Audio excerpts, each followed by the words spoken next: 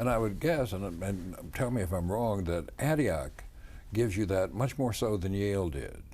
Much more so than Yes. Yale. Yale was not trying to form people. Yale was trying to put out. Well, let me step back. Yale assumed that it had bright young people who wanted to go into the law. I went to Yale for a very special reason, though, because of the great law schools. Yale tended to at least have had great legal scholars who believed that in legal realism, who had thought about law beyond what we call the black letter law. And it also was small enough so that it was not one of these huge legal factories that might well have alienated somebody like me who had a very special reason for going to law school. Now, your schoolmates are Bill Clinton and Hillary Clinton, But am no, I right? they're a few years after Okay, me. you're not there at the same time? No. Okay. They're a few years after me.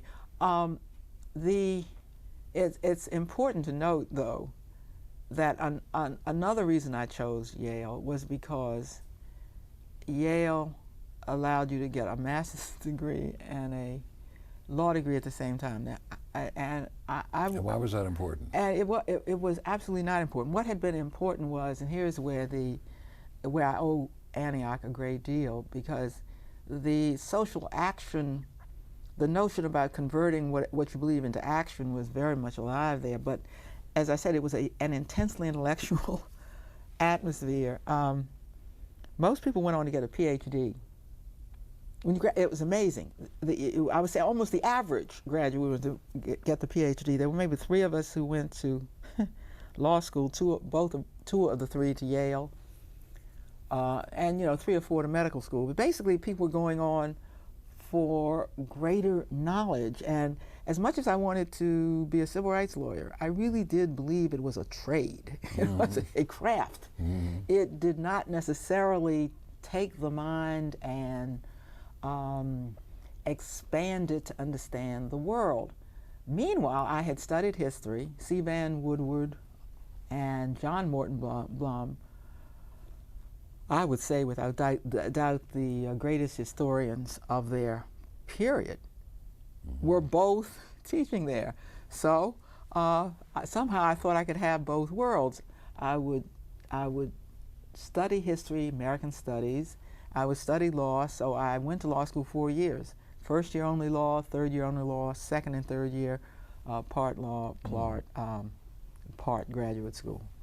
And that was for no reason. I understood it would be for no reason. I've never used the master's degree, and I've never had one day of regret that it took me another year to get out of law school because I wanted to pursue it. But if you're not used it in the formal sense, you've certainly used it in the informal sense. Absolutely. Your master's and the history, and especially Woodward, I mean, had to inform you about ways and means and things that you could not have gotten had you just been a regular law student.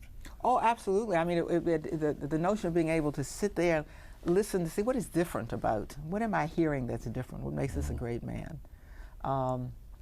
All of that was, we never know how those things settle into the brain and somehow make you, are part of who you become and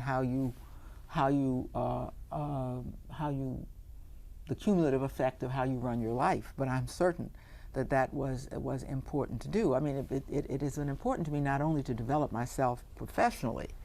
As I say to my law students, because I still teach one course at Georgetown Law School, you got to understand any fool can pass the bar. And if you look around at people who are lawyers, you can understand you put enough time into it, you can do that.